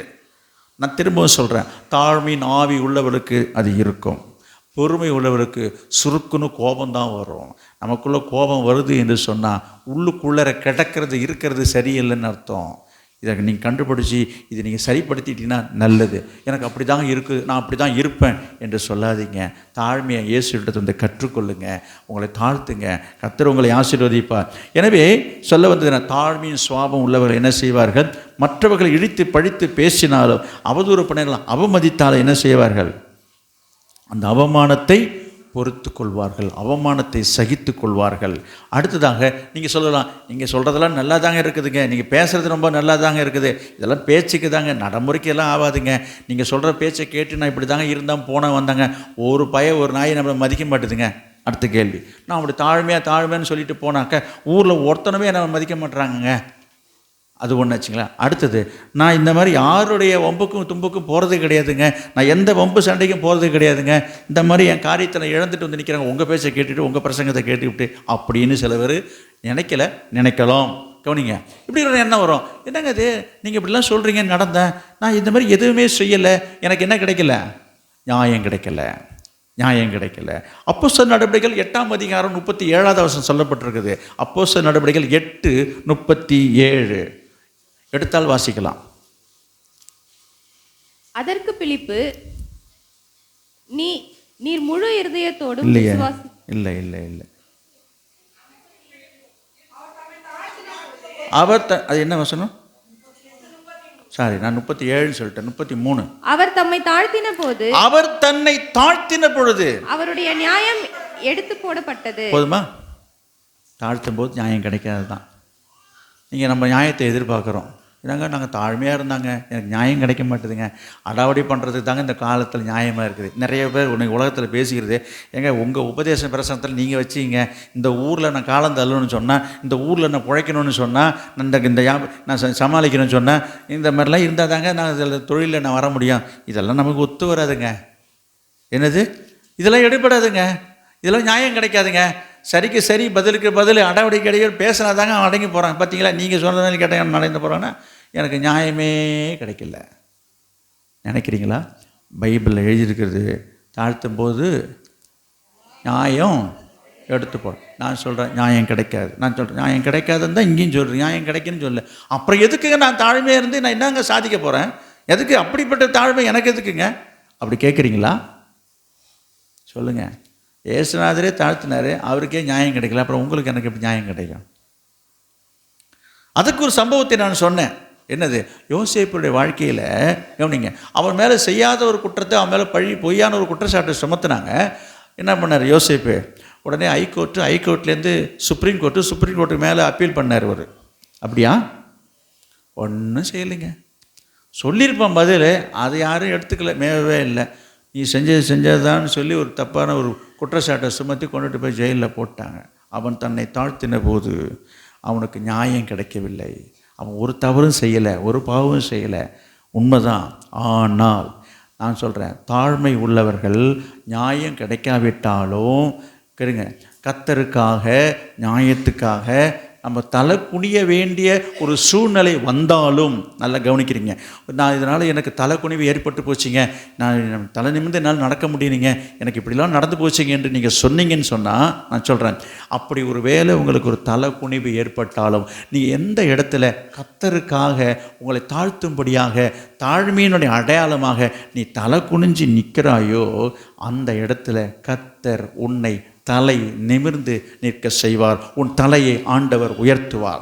அதுக்கு அதே யோசேப்பு தான், அதே பார்வோன் தான், அதே ஊரில் தான், அதே நாட்டில் தான் சிறைச்சாலையிலிருந்து கொண்டு வந்து அந்த பார்வோன் சொல்கிறான், இவனுடைய உத்தரவு இல்லாமல் ஒருத்தர் என்ன செய்யக்கூடாது? கையை கூட அசைக்கக்கூடாது, காலை அசைக்கக்கூடாதான். என்ன அது? தண்டனிட்டு பணியுங்கள். என்ன கணம்? கர்த்தர் உயர்த்தலையா? நீங்கள் அவரை உயர்த்தணும்னு சொன்னால், ஏற்ற காலத்தில் உயர்த்தும்படி அவரை பலத்த கரத்துக்குள்ளே முதல்ல அடங்கி இருக்கிறதுக்கு. அடங்காமே நான் உயர போகிறேன்னாக்க நீங்கள் உயரவே போக முடியாது. முதல்ல அடங்கி இருங்க, கர்த்தர் உயர்த்துவார். இதுதான் சத்தியம், இதுதான் உண்மை. எனவே நியாயம் கிடைக்கிறன்றதை பற்றி நீங்கள் கவலைப்படாதீங்க. அடிக்கடி ஒரு அரசியல் தலைவர் சொல்லுவார், அடிக்கடி, அதாவது எனக்கு அது தர்மத்தின் சூதுதனை, அது என்னது? தர்மத்தின் வாழ்வுதனை சூது கவும், அப்புறம் ஆமாம், இது ஒரு அரசியல் தலைவர் சொன்னது உங்களுக்கு ஞாபகம் இருக்கான்னு தெரில, அதை நான் சொல்ல விரும்பல. கவனிங்க, அடிக்கடி அவர் சொல்லுவார், தேர்தலில் தோற்று போயிட்டாலும் அது இப்படிலாம் அவங்கள்ட்ட சொல்லிக்கிறாங்க. ஒரு உலக மனுஷனுக்கு இருக்கிற அதை தான் நான் சொல்ல வந்தேன். எங்கே இருக்கு ஒரு உலகத்தான் சொல்கிறது? அந்த வார்த்தையை நான் ஏன் இங்கே எடுத்துக்கிறேன் அப்படின்னா, நீங்கள் தாழ்த்தும் பொழுது ஒருவேளை உங்களுக்கு தோல்வி ஏற்படலாம், நீங்கள் தோற்று போனதை போல் ஒரு தோற்றம் காணப்படலாம். ஆனால் நீங்கள் தான் வெல்வீர்கள், நீங்கள் தான் ஜெயிப்பீங்க. கர்த்தர் உங்களை வெற்றி அடைய செய்வார். புரியுதா? ஒரு கடவுளை அறியாத, கடவுள் பயம் இல்லாத, தெய்வத்தை அறியாத ஒரு மனுஷனுக்கு ஒரு துணிச்சல், ஒரு தைரியம், அந்த வார்த்தைகளை அவங்க பேசுகிறத பார்க்குறோம். அப்போ கர்த்தரை அறிந்திருக்கிற நாம் எப்படிங்க இருக்கணும்? அதுக்கு நான் சொல்ல வந்தேன். எனவே நம்ம தாழ்த்தும் பொழுது கர்த்தர் உங்களை உயர்த்துகிறவராக இருக்கிறார். எனவே தாழ்மை உள்ளவர்கள் என்ன செய்வார்கள்? மற்றவர்களை காயப்படுத்த மாட்டார்கள். அதாவது மற்றவருடைய மனசை புண்படுத்தும்படி பேச மாட்டார்கள். அப்படி ஒரு வேளை தவறி வார்த்தை வந்துருச்சு, பேசிட்டாங்கன்னு சொன்னால் அதற்காக வருத்தப்படுவார்கள், வருத்தம் தெரிவிப்பார்கள். அவங்கள்ட்ட போய் மன்னிப்பு கேட்பார்கள். சாரிங்க, நான் தெரியாமல் சொல்லிட்டேன், நான் சொன்னது தப்பாக நினச்சிக்காதீங்க, நான் சொன்னது பேசுறது உங்கள் மனசுக்கு வருத்தமாக போயிடுச்சிங்களா, நான் அப்படி பேசிக்கக்கூடாதுங்க என்று சொல்லி அப்படி பேசுவாங்க. அதான் தாழ்மையின் ஆவி. பெருமை உள்ளவங்க என்ன திரும்ப செய்வாங்க? என்னப்பா அப்படி நான் அப்படி தான், இப்படிலாம் பேசிருக்கக்கூடாது, நான் அப்படி தான் பேசுவேன். இப்படி பேசுகிறேன், அவங்க மனசு ரொம்ப கஷ்டம். அவங்க என்ன, உன்னை பற்றி அவங்க என்ன நினைப்பாங்க அப்படின்னா, அவங்க என்ன நினச்சா எனக்கு என்ன? பாருங்க, அவங்க என்னை பற்றி எதாவது நினச்சி, உன்னை பற்றி என்ன நினைப்பாங்க, உன் மதிப்பு மரியாதை என்ன, உன்னை தவறாக நினைப்பாங்க. அவங்க எதாவது நினச்சிட்டு போன போகிறாங்க. என்னை பற்றி யார் என்ன நினச்சா எனக்கு அதை பற்றி கவலையே கிடையாது. தாழ்மை உள்ளவங்க தன்னை குறித்து மற்றவர்கள் தவறாக நினைக்கக்கூடாது என்று சொல்லி கவலைப்படுவாங்க. நம்மளை யாராவது தப்பாக நினச்சிருவாங்களோன்று பயந்து வாழ்வாங்க, பயந்து நடந்து கொள்வாங்க, பேசுவாங்க. பெருமை உள்ளவன் என்ன செய்வான்னா, என்னை பற்றி யார் என்ன சொன்னால் எனக்கு அதை பற்றி கவலை கிடையாதுப்பா, நான் இப்படி தான் இருப்பேன். அடாவடி, பெருமை, மேற்றுமை. எனவே இந்த இந்த இந்த சுவாபம் நமக்குள்ளே இருக்கக்கூடாது. தாழ்மை உள்ளவர்களுக்குள்ளே பொறாமை வராது, தாழ்மை உள்ளவர்களுக்குள்ளே கோபம் வராது. தாழ்மை உள்ளவர் என்ன செய்வார்கள்? மற்றவருக்கு கொடுக்க வேண்டிய கனத்தை, மரியாதையை கொடுப்பார்கள். தாழ்மை உள்ளவர்கள் யாருக்கு மரியாதை கொடுக்கணுமோ, யாரை மதிக்கணுமோ, யாருக்கு மரியாதையாக பேசணுமோ அதை செய்வார்கள், தாழ்மை உள்ளவர்கள். ஆனால் பெருமை உள்ளவங்க, அவருக்கு நான் வணக்கம் சொல்லணுமா, அவருக்கு சலாம் பண்ணணுமா, அவர் வந்தால் நம்ம எழுந்து நிற்கணுமா, என்ன அவர் பெரிய இவர், அவர் பெரிய ஆள், இப்படிலாம் சில பேர் பேசுகிறத நீங்கள் பார்த்துருப்பீங்க. கவனிங்க, தாழ்மை உள்ளவங்க யாராக இருந்தால் என்னப்பா, நமக்கு மேலே அதிகாரி, நமக்கு மேலே அதிகாரத்தில் உள்ளவங்க, நாம் அவங்களுக்கு என்ன செய்யணும்? வேதம் சொல்லுது, ரோமர் 13:7, மேலான அதிகாரம் உள்ள யாருக்குன்னு இருக்குது. அவன் யாராக இருந்தால் என்ன? நீங்கள் அடுத்து சில பேர் சொல்லுவாங்க, அதெல்லாம் சரிதாங்க, அதிகாரின்றதெல்லாம் சரிதாங்க, அவன் அயோக்கியங்க, அவன் நல்லவனே கிடையாதுங்க. சரிங்க, நாங்கள் எவ்வளோ தூரம் போய் அவருக்கு எவ்வளோ பவ்யமாக நடந்துக்கிறோம், மரியாதையாக நடந்துக்கிறோம், மதிப்பாக நடந்துக்கிறோம், மரியாதை செலுத்துகிறோம், அவர் எங்கேயாவது நம்மளை மதிக்கிறார்? அவர் என்னங்க அப்படி பேசுகிறாரு? அவருக்கு போய் நீங்கள் வணக்கம் சொல்லுன்னு சொல்கிறீங்க. அதுக்கும் நான் வசனம் சொல்கிறேன் பாருங்கள். 1 பேதுரு 2:14-18 எழுதியிருக்குது. 1 பேதுரு 2:14-18.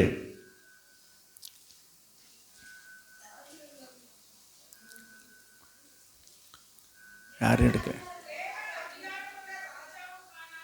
ராஜாவுக்கானாலும் சரி,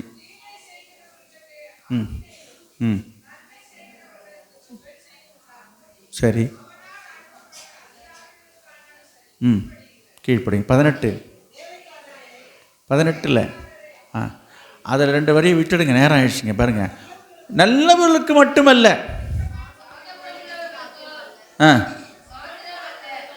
இங்கே பாருங்க, சாந்த குணவங்க நல்லவங்களுக்கு மட்டும்தான் சில பேர் சொல்லுவாங்க. பாருங்க, நான்லாம் நல்லவங்களுக்கு கட்டுப்படுவாங்க, நான் நல்லவனுக்கு நல்லவங்க, கெட்டவனுக்கு கெட்டவங்க, இப்படிலாம் பேசுகிறாங்க ஊரில். முரட்டு குணம் உள்ளவர்களுக்கும் இது யாரால முடியும்? சரி, ரைட்டு, அவன் முரட்டுக்காரங்க, அவன் முசுட்டுக்காரங்க, அவனுக்கெல்லாம் நான் போயெல்லாம் அடங்கிட்டு இருக்க முடியாது அப்படின்னு சிலர் சொல்கிறீங்களே. அதுக்கு சொல்கிறது என்னென்னா, யாரால் முடியும்? மனசில் தாழ்மை இருதயத்தில் இருந்தால் மட்டும்தான் முடியும். இப்போ புரியுதா? சிலர் என்ன பண்ணுறதில்ல, அதுக்கெல்லாம் நான் யாருக்கெல்லாம் பணிய மாட்டேன், நான் யாருக்கெல்லாம் அடங்க மாட்டேன், யாருக்கெல்லாம் கீழ் பணிய மாட்டேன், அவனுக்கெல்லாம் நான் வணக்கம் சொல்லலாம், அவ்வளோ வான்னு கூப்பிட மாட்டேன். யாராக இருந்தால் என்னங்க? நம்ம செய்ய வேண்டியதை செய்யணும். நான் செய்ய முடியாது, அதுக்கு ஒரு வசனம் சொல்கிறேன்.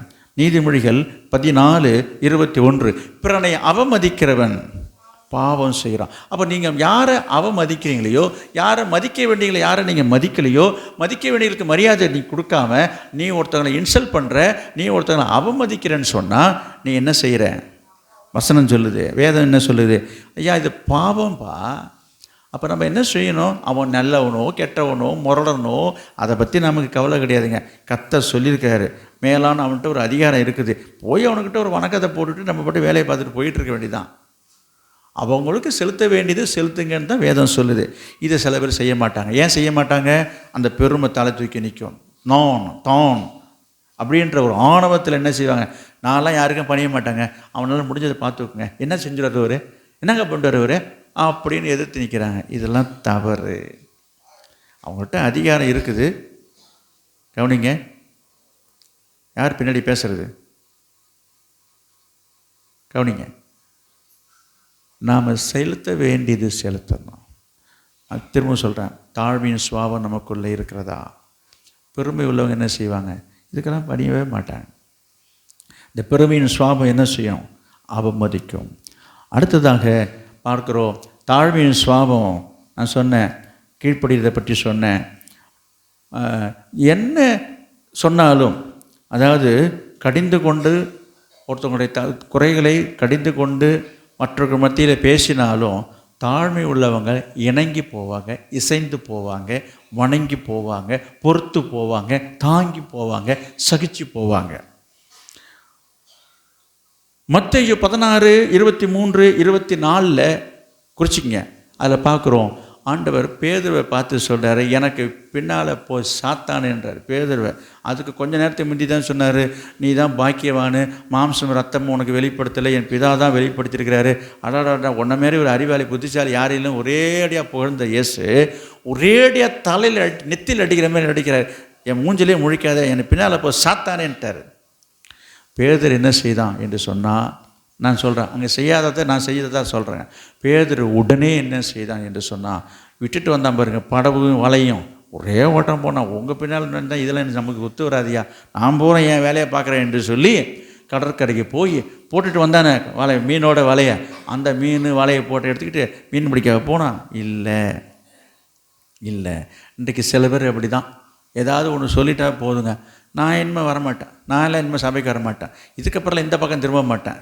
இது என்ன ஆவியுது அப்படின்றத நீங்களே டெஸ்ட் பண்ணிங்க. இப்போ அடுத்தது வரேன், மத்தேயு 17:1 பார்த்தீங்கன்னா அந்த வசனம் எப்படி தொடங்குதுன்றதை இங்கே பாருங்கண்ணா. 6 நாளைக்கு பின்பு, கவனிங்க, போதும் 6 நாளைக்கு பின்பு என்னது? பேதுருவை இயேசுநாதரை திட்டி 6 நாள் ஆயிடுச்சிங்க. எனக்கு பின்னால் போய் சாத்தான் என்று எங்கே சொன்னார்? 11 பேரை வச்சுக்கிட்டு சொல்கிறார், தனியாகவும் சொல்லலை. அவங்க முன்னால் தான் சொல்கிறார். எல்லோரும் ஒரு மாதிரி ஒன்று பார்த்துருப்பாங்க.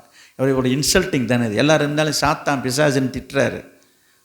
எனக்கு கோபம் வரல. கோபம் வந்தோன்னா வருத்தம் வந்திருக்கும், ஆனால் கோபம் வரல. இப்போ யாரை கூப்பிட்டு போகிறது?